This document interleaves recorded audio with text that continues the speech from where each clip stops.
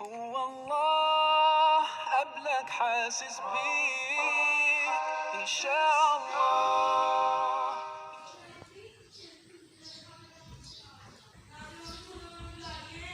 ناظرین، آج ہمارا موضوع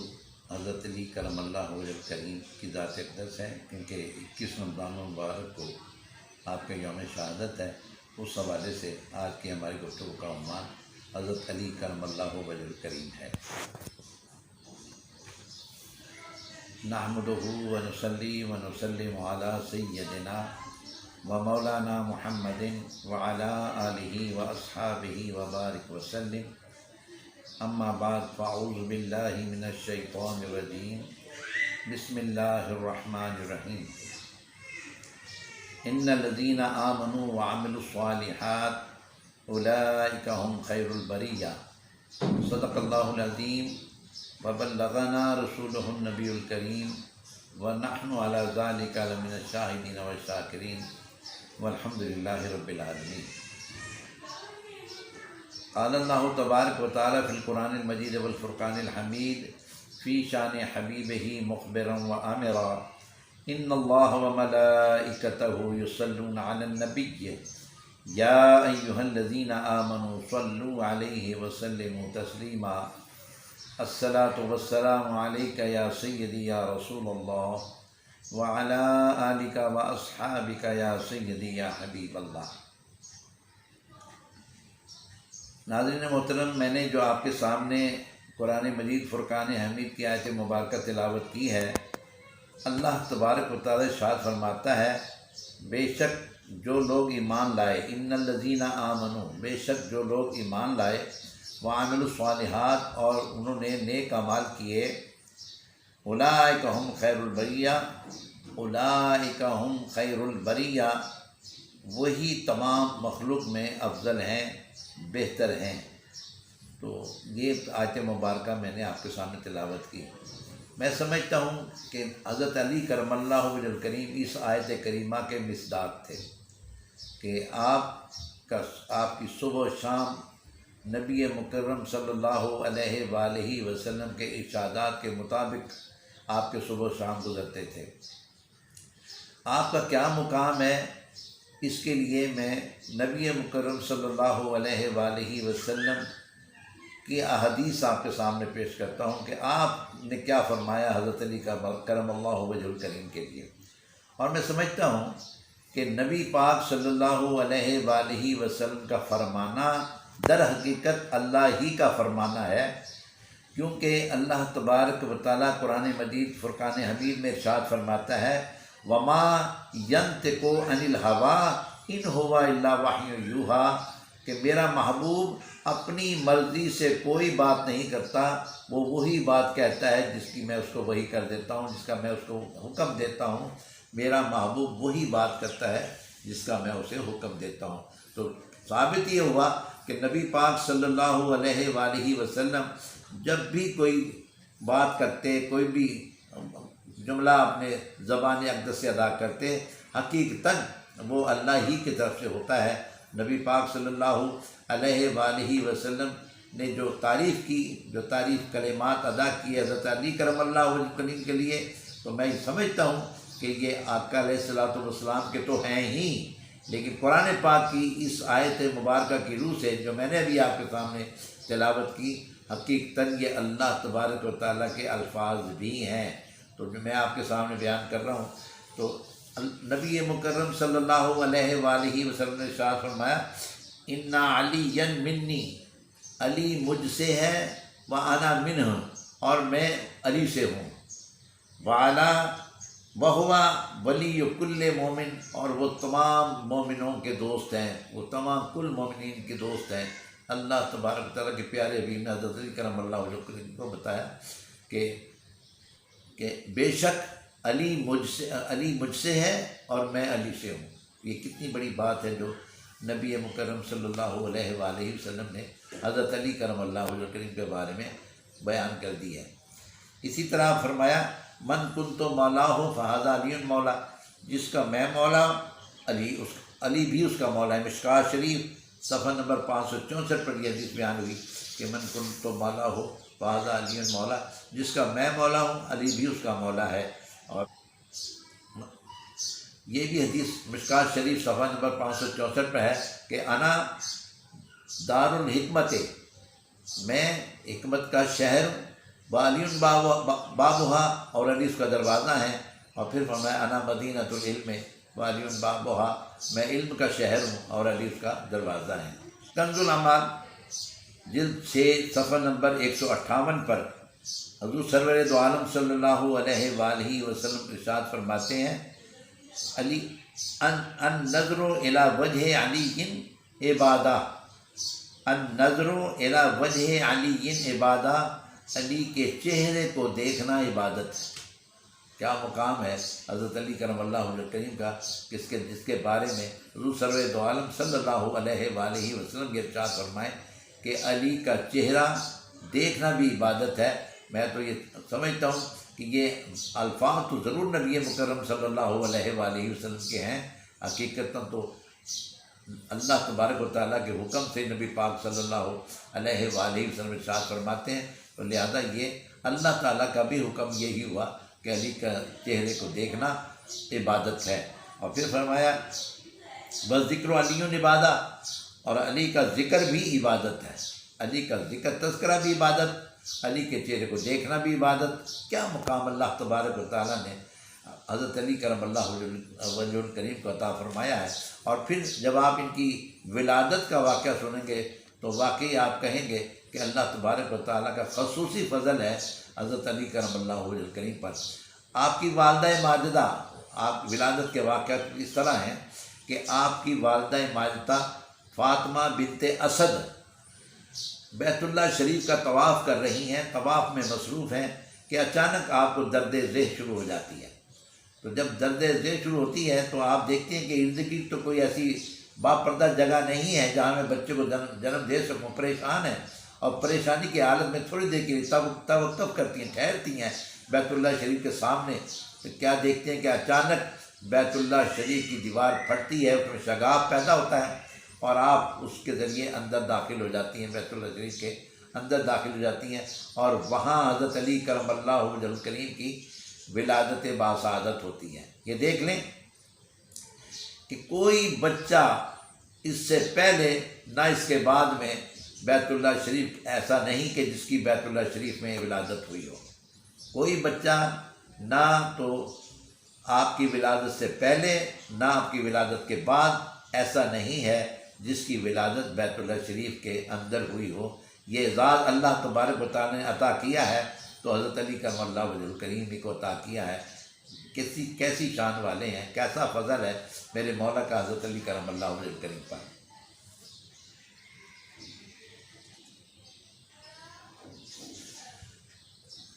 جب آپ کی پیدائش ہوئی تو بہت دیر تک دیکھا گیا کہ آپ اپنی آنکھ نہیں کھول رہے ہیں۔ سب پریشان، گھر والے پریشان ہو گئے کہ بچہ آنکھ نہیں کھول رہا، کیا معاملہ ہے۔ پریشانی کے عالم میں حضرت نبی مکرم صلی اللہ علیہ وآلہ وسلم کو خبر پہنچی، تو نبی پاک صلی اللہ علیہ وآلہ وسلم تشریف لائے، اور بچے کو جیسے ہی گود میں لیا تو بچے نے آنکھ کھول دی۔ معلوم یہ ہوتا ہے کہ یہ آنے والا بچہ کوئی عام بچہ نہیں ہے، یہ سب سے پہلے اگر اپنی نظر ڈالنا چاہتا تھا تو اللہ کے محبوب علیہ السلام کے چہرہ اقدس کو دیکھنا چاہتا تھا، اس لیے اس نے آنکھیں بند کر رکھی تھی کہ پہلی نظر اگر اس نے دنیا میں ڈالی کسی ہستی پر تو وہ وجہ تخلیق کائنات امام الانبیاء حبیب کبریا علیہ تحیت و ثنا ہیں، نبی پاک صلی اللہ علیہ وآلہ وسلم کی ذات اقدس۔ نبی پاک صلی اللہ علیہ وآلہ وسلم نے مزید فرمایا من احب علی فقد احبنی، جس نے علی سے محبت کی اس نے مجھ سے محبت کی، ومن احبنی فقد احب اللہ، جس نے مجھ سے محبت کی اس نے حقیقتاً اللہ سے محبت کی۔ معلوم یہ ہوا کہ علی سے محبت حقیقتاً اللہ سے محبت کرنے کے مترادف ہے، کیونکہ آپ نے فرمایا جس نے علی سے محبت کی، نبی پاک صلی اللہ علیہ وآلہ وسلم ارشاد فرما رہے ہیں کہ جس نے علی سے محبت کی اس نے حقیقتاً مجھ سے محبت کی، اور جس نے مجھ سے محبت کی اس نے اللہ تبارک و تعالیٰ کی ذات سے محبت کی۔ تو یہ ہے مقام و مرتبہ حضرت علی کرم اللہ وجہ الکریم کا۔ اور اس کے بعد فرمایا، اس کی روایت مشکوٰۃ شریف کے صفحہ نمبر 565 پر یہ حدیث مبارکہ درج ہے، اور اس کی راوی ام سلمہ رضی اللہ تعالیٰ عنہا سلام اللہ علیہ ہیں، فرماتی ہیں کہ من سب علی فقط سبنی، جس نے علی کو برا بھلا کہا، علی کو گالی دی۔ نبی پاک صلی اللہ علیہ وآلہ وسلم کا ارشاد ہے، من سب علی فقط سبنی، جس نے علی کو برا بھلا کہا، جس نے علی کو گالی دی، اس نے حقیقتاً مجھے گالی دی۔ اور پھر فرمایا ومن ابغض علی فقط ابغضنی، جس نے علی سے بغض رکھا اس نے مجھ سے بغض رکھا۔ ومن ابغضنی فقط ابغض اللہ، اور جس نے مجھ سے بغض رکھا اس نے حقیقتاً اللہ سے بغض رکھا۔ یہ تاریخ خلفاء کے صفحہ نمبر 132 پر یہ حدیث مبارکہ درج ہے جو میں نے آپ کے سامنے تلاوت۔ حضرت ابو طفیل عامر بن واصلہ رضی اللہ تعالیٰ عنہ بیان کرتے ہیں کہ میں نے ایک دفعہ میں خود حضرت علی کرم اللہ وجہ الکریم کے مجلس میں بیٹھا ہوا تھا اور آپ ارشادات فرما رہے تھے، میں نے خود حضرت علی کرم اللہ وجہ الکریم کی زبان اقدس سے خود اپنے کانوں سے سنا کہ آپ یہ ارشاد فرما رہے تھے کہ صلونی فواللہ لا تسألونی عن شیء یکون الی یوم القیامت الا حدثتکم بہ، فرمایا جو پوچھنا ہے مجھ سے پوچھو، اللہ کی قسم قیامت تک جو ہونے والا ہے میں تمہیں بتا دوں گا۔ کنز الاعمال جلد 6 صفحہ نمبر 405 یہ اس کا حوالہ ہے۔ تو میں یہ جہاں پر یہ واقعہ درج کیا گیا میں نے آپ کے سامنے بیان کر دیا۔ پھر نزہۃ المجالس صفحہ نمبر 175 پہ بیان ہوا، آپ فرماتے ہیں سلونی، حضرت علی کرم اللہ وجہ الکریم فرماتے ہیں سلونی ان ترک السماء فانی اعرف بها من ترک الارض، مجھ سے آسمانوں کے راستے پوچھو، آسمانوں کی باتیں پوچھو، کیونکہ میں زمین کے راستوں کے ذریعے آسمانوں کے راستے جانتا ہوں، میں زمین کے راستوں کے ذریعے آسمانوں کے راستے جانتا ہوں۔ یہ جب کہا تو حضرت جبرائیل علیہ السلام انسانی شکل میں حضرت علی کرم اللہ وجہ الکریم کی خدمت میں حاضر ہوئے اور کہنے لگے علی یہ تو بتاؤ کہ اس وقت جبرائیل کہاں ہے؟ حضرت علی کرم اللہ وجہ الکریم نے اپنی نظر آسمانوں کی طرف اٹھائی اور آسمانوں پر نظر ڈالنے کے بعد آپ کی نظریں جھک گئیں اور زمین کی طرف دیکھا اور پھر کہا اس وقت جبرائیل نہ تو آسمان میں ہے، آسمانوں میں ہے، اور نہ ہی زمین پر یا اس جگہ کے علاوہ کہیں زمین پر ہے، تو یا تو تم جبرائیل ہو یا میں جبرائیل ہوں، میں تو ہوں نہیں، تو لہذا تم ہی جبرائیل ہو۔ یہ جب کہا تو جبرائیل علیہ السلام آپ کے علم کی داد دیے بغیر نہ رہ سکے، تو یہ علم تھا حضرت علی کرم اللہ وجہ الکریم کا۔ شواہد النبوت کے صفحہ نمبر 279 پر اس واقعے کو ایسے تحریر کیا کہ حضرت علی کرم اللہ وجہ الکریم نے کہا سلونی امادون العرشی، مجھ سے پوچھو جو کچھ عرش کے نیچے ہے۔ جب یہ کہا تو مجمع میں ایک یمنی اٹھا کہ اتنا بڑا ہے علی، تم نے اتنا بڑا دعویٰ کیا ہے کہ مجھ سے پوچھو جو کچھ عرش کے نیچے ہے، تو کیا تم نے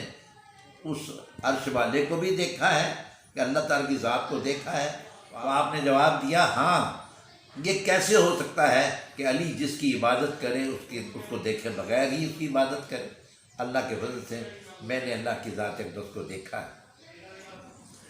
کتاب اسد اللہ غالب کے صفحہ نمبر 34 پر یہ واقعہ درج ہے کہ ایک یہودی عالم فاضل نے جب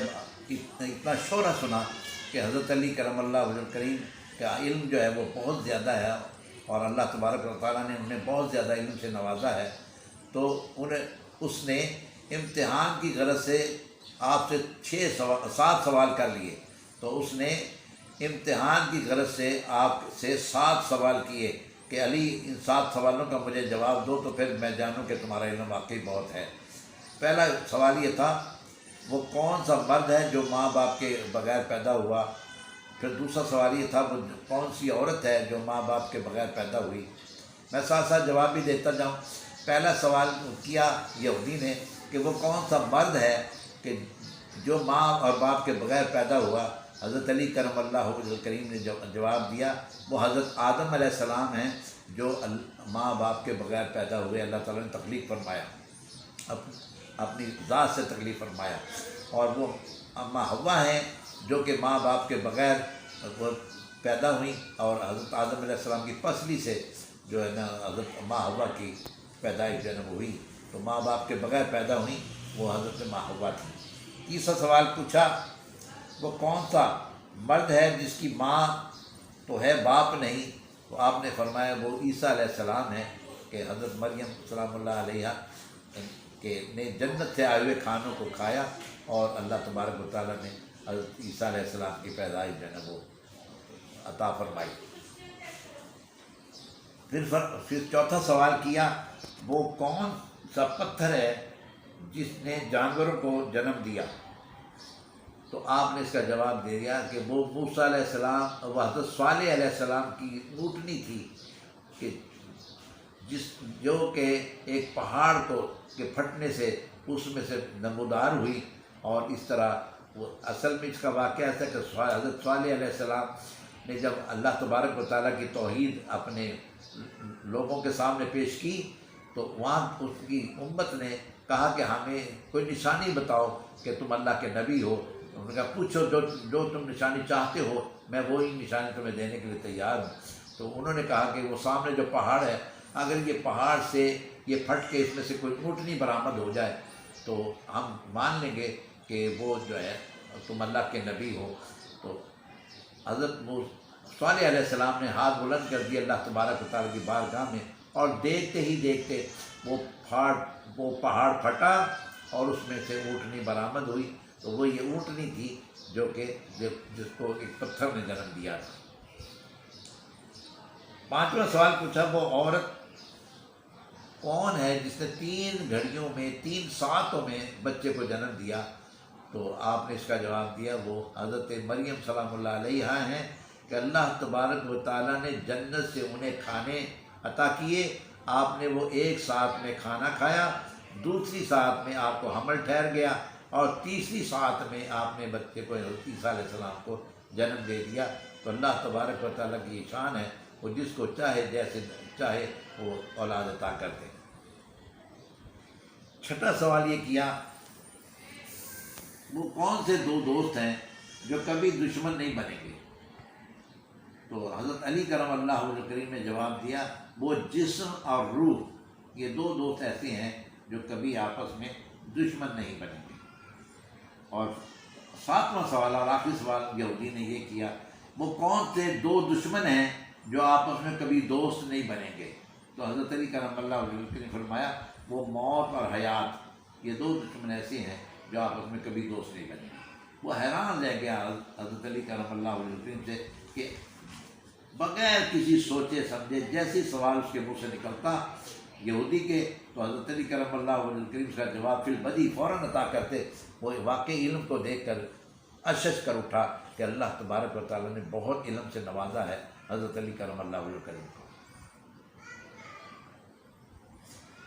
حضور سرور عالم صلی اللہ علیہ وآلہ وسلم اس قدر محبت کرتے تھے حضرت علی کرم اللہ وجہ کریم سے کہ ایک مرتبہ اللہ کی بارگاہ میں دعا کی نبی پاک صلی اللہ علیہ وآلہ وسلم، یا اللہ جیسے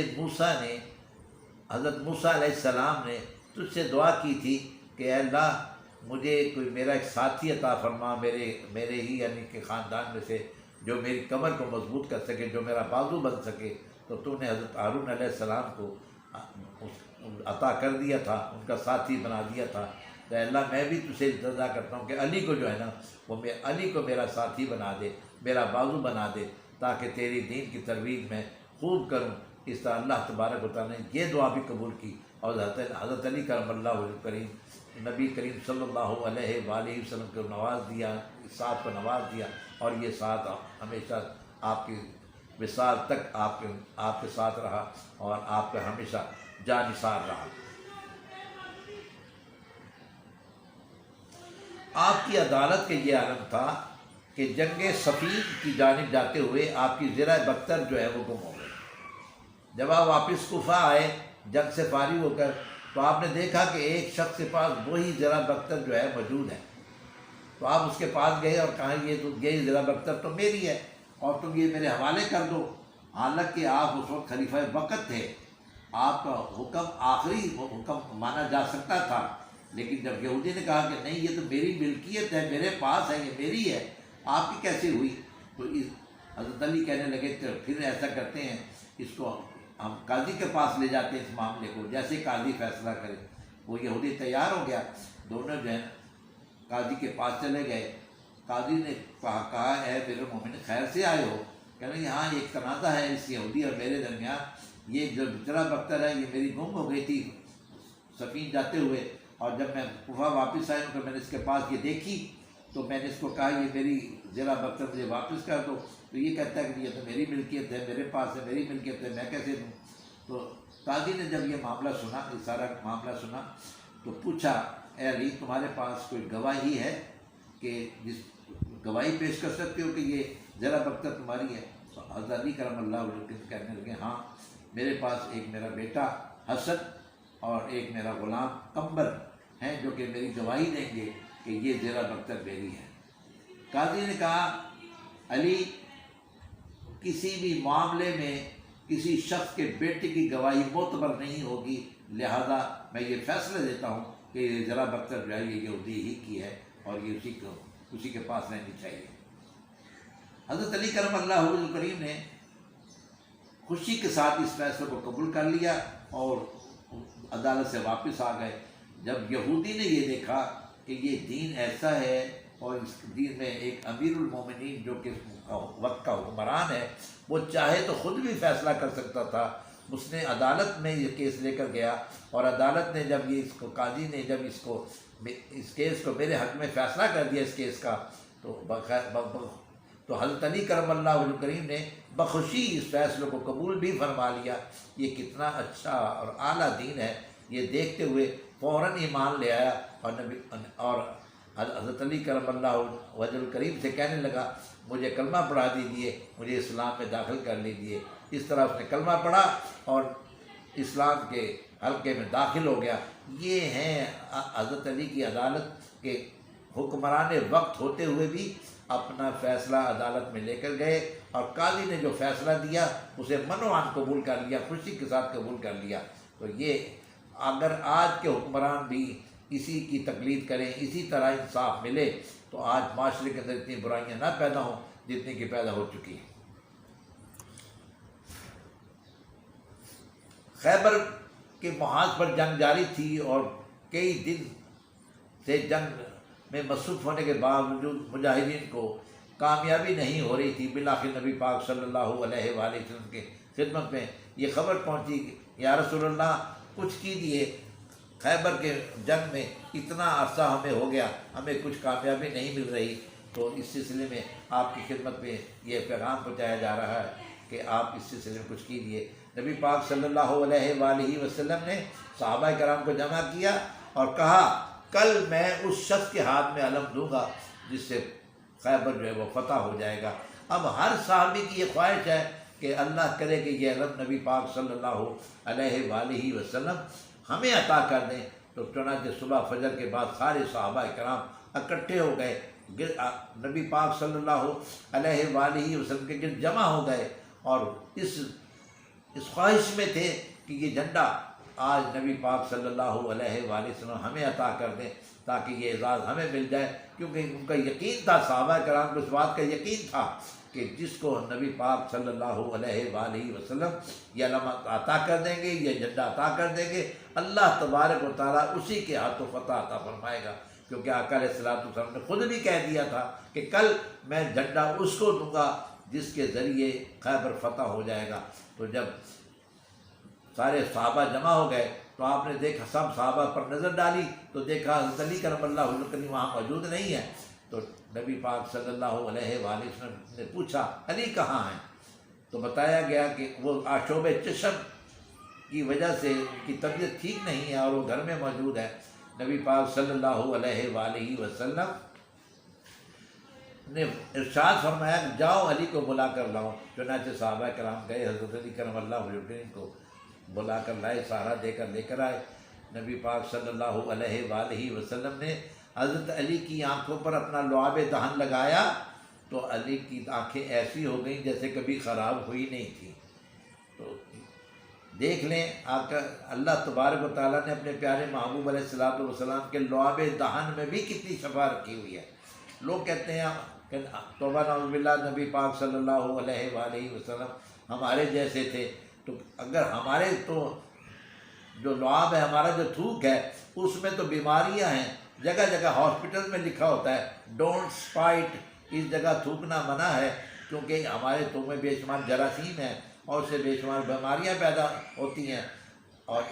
ہم کیسے کہہ سکتے ہیں کہ حضور سرور دو عالم صلی اللہ علیہ وآلہ وسلم ہم جیسے تھے؟ اللہ تبارک و تعالیٰ ہم سب کو عقل و شعور دے اور ہم آپ کی ذات کو صحیح معنی میں سمجھنے کی کوشش کریں۔ تو نبی پاک صلی اللہ علیہ وآلہ وسلم کا تو لعاب دہن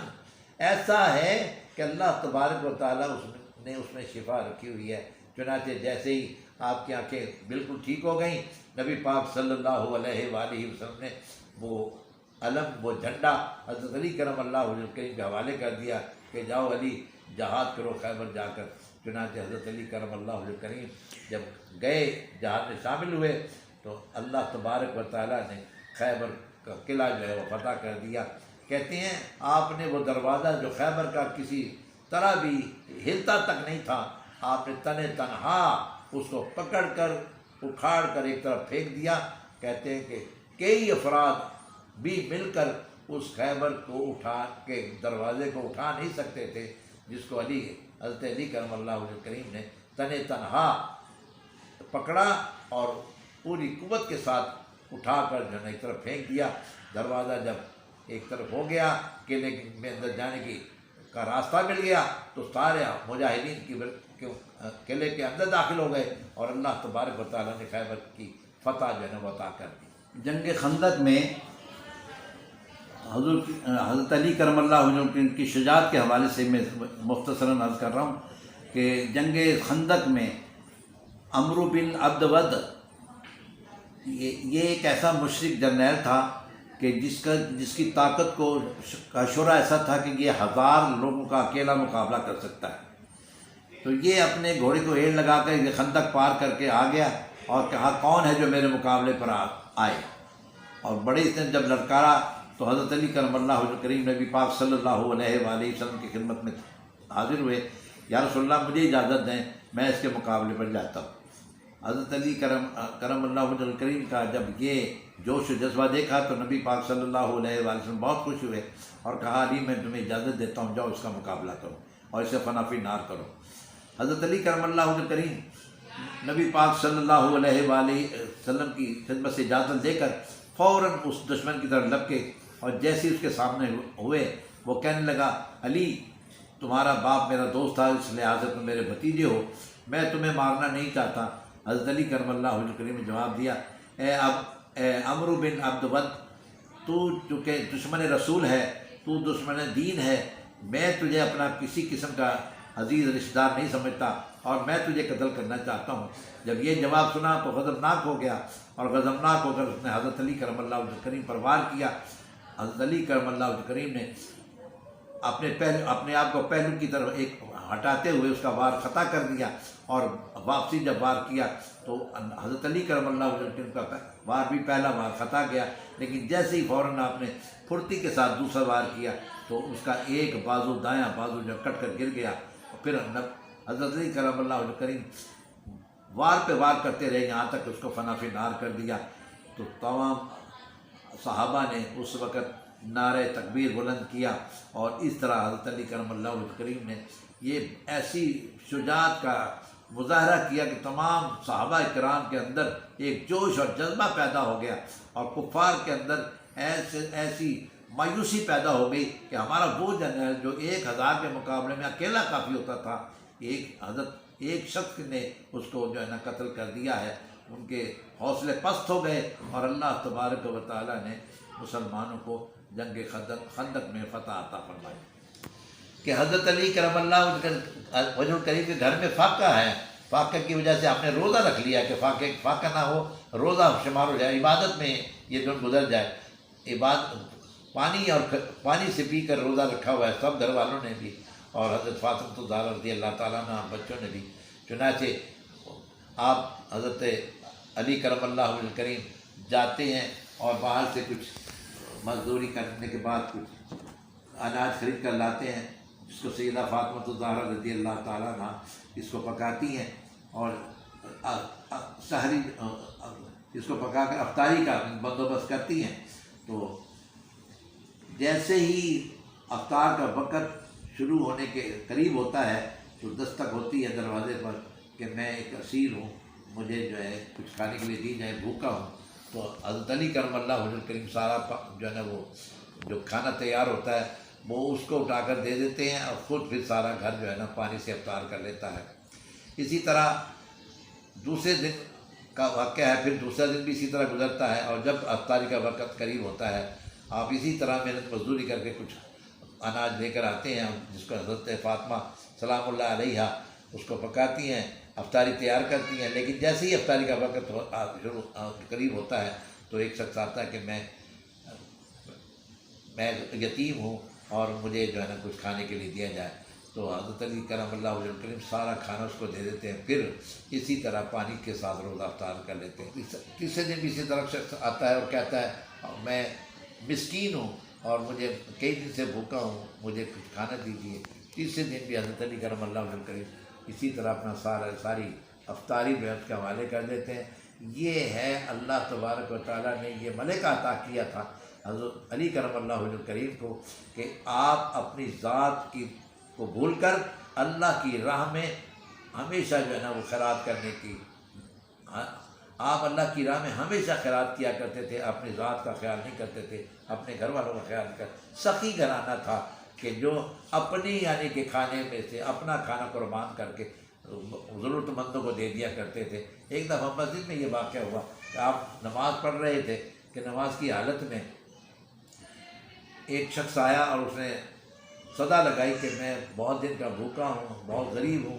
میرے گھر میں کچھ نہیں ہے، مجھے کچھ دو۔ تو کسی نے کچھ اس کو نہ دیا تو وہ شکوہ کرنے لگا، مولا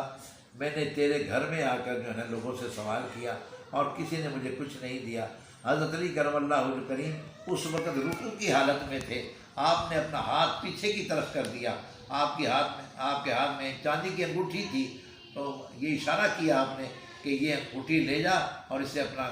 گزارا کر لے۔ وہ شخص نے وہ انگوٹھی لی اور وہ وہاں سے ہنسی خوشی چلا گیا۔ اس طرح اللہ تبارک و تعالیٰ نے یہ اس آیت مبارک اس واقعے کو اس طرح قرآن کا حصہ بنایا کہ بے شک تمہارے دوست ہیں اللہ، اس کا رسول اور مومنین، اور وہ لوگ جو کہ رکوع میں ہوتے ہیں اور سجدے میں ہوتے ہیں، اللہ تبارک و تعالیٰ کی راہ میں خیرات کرتے ہیں۔ تو اللہ تبارک و تعالیٰ کی بارگاہ میں دعا ہے رب تعالیٰ ہمیں صحیح معنوں میں حضرت علی کرم اللہ وجہ الکریم کی سیرت مطہرہ سے سبق حاصل کرنے کی توفیق عطا فرمائے، اور ہماری زندگیوں میں بھی ہم وہ اپنے اعمال کی اصلاح کر پائیں جیسے کہ حضرت علی کرم اللہ وجہ الکریم نے زندگی گزاری۔ آپ کی شہادت کے واقعات میں جس طرح معاملات آتے ہیں کہ خارجی ملعون عبد الرحمن ابن ملجم یہ مکہ سے کوفہ آیا، تو کوفہ میں ایک خارجی بڑی حسین اور جمیل خاتون تھی، اس کے حسن کی بڑی شہرت تھی۔ تو ملجم نے اس کو جب دیکھا تو اس کے پر عاشق ہو گیا، تو اگلے ہی روز اس نے نکاح کا پیغام بھیجا۔ اس نے پیغام تو قبول کر لیا، لیکن حق مہر میں جو اس نے مطالبہ کیا کہ میرے حق مہر میں 30,000 اشرفیاں، ایک غلام ایک لونڈی خدمت کے لیے، اور حضرت علی کا نعوذ باللہ قتل، یہ کام کر لو تو میں تم سے جو ہے نا نکاح کر لوں گی۔ وہ کہنے لگا اگر میں حضرت علی کو میں نے قتل کیا تو میں خود کیسے بچوں گا؟ تو وہ کہنے لگی اگر تم اس معاملے میں تمہاری جان چلی گئی تو اللہ تمہیں مجھ سے بھی زیادہ حسین و جمیل حور عطا کرے گا جنت میں، اور اگر تم بچ کر آ گئے تو میں نے تم سے شادی کر لینی ہے، تمہیں تمہاری مراد مل جائے گی۔ وہ اندھا ہو چکا تھا اس کے عشق میں، وہ ملعون جو ہے بازار گیا، اعلیٰ قسم کی تلوار خریدی اور اس کو زہر آلود کیا اس تلوار کو، اور اس کے بعد وہ اس مسجد کوفے کی جامع مسجد میں چھپ کر جا کے بیٹھ گیا جہاں حضرت علی کرم اللہ وجہ کریم نماز کے لیے آتے تھے۔ رات کو چھپ کر بیٹھ گیا، صبح فجر میں جب حضرت علی کرم اللہ وجہ کریم نماز کے لیے تشریف لائے اور سجدے سے جیسے ہی سر اٹھایا، اس ملعون نے آپ کی پیشانی پر تلوار سے حملہ کر دیا۔ بہت گہرا گھاؤ جو ہے وہ حملے کا وہ بنا، تو جس سے آپ کو اپنے گھر، ان کے گھر پہنچایا گیا، حضرت علی کرم اللہ وجہ کے گھر پہنچایا گیا۔ تو اس کے بعد ملزم کو پکڑ کر آپ کی خدمت میں پیش کیا گیا۔ آپ نے کہا اس کے لیے نرم بستر بچھاؤ، اس کو اعلیٰ قسم کا کھانا کھلاؤ اور اس کو مشروب پلاؤ۔ یہ اپنے قاتل کے لیے حضرت علی کرم اللہ وجہ کریم کا یہ سلوک ہے کہ کتنا حلم رکھتے تھے، کتنی برداشت رکھتے تھے کہ اپنے قاتل کے لیے بھی یہ تمام اہتمام کرنے کا حکم دے رہے ہیں۔ خون بہہ جانے کی وجہ سے بہت زیادہ نکاہت آ گئی تھی، کمزوری آ گئی تھی اور زبان خشک ہو گئی تھی۔ آپ نے پانی طلب کیا تو گھر سے مشروب پیش کیا گیا، تو آپ نے کہا، اس کو بلاتے ہوئے ملزم کو بلایا کہ یہ پانی پی لے، یہ مشروب پی لے، تو اس نے کہا کہ نہیں، میں نہیں پیوں گا کیونکہ اس میں زہر ملا ہوا ہوگا اور تم مجھے مارنا چاہتے ہو۔ حضرت علی کرم اللہ وجہ الکریم نے کہا کہ اے ملعون، اگر تو آج یہ پانی پی لیتا تو قسم ہے مجھے میرے رب کی جو میرا پیدا کرنے والا ہے کہ میں تمہیں حوض کوثر کا پانی پلاتا۔ حاضرین محترم، یہ ہے حضرت علی کرم اللہ وجہ الکریم کی سیرت مطہرہ۔ تو اللہ تبارک و تعالیٰ کی بارگاہ میں دعا ہے، رب تعالیٰ ہمیں صحیح معنوں میں حضرت علی کرم اللہ وجہ الکریم کی سیرت مطہرہ سے سبق حاصل کرنے کی توفیق عطا فرمائے، اور ہماری زندگیوں میں بھی ہم وہ اپنے اعمال کی اصلاح کر پائیں جیسے کہ حضرت علی کرم اللہ وجہ الکریم نے زندگی گزاری۔ وما علینا الا البلاغ۔ السلام علیکم۔ اس چینل کو زیادہ سے زیادہ شیئر کریں، سبسکرائب کریں، ساتھ میں لگے بیل کے آئیکن بٹن کو ضرور کلک کریں تاکہ ہر آنے والا نوٹیفیکیشن آپ کو بر وقت ملتا ہے۔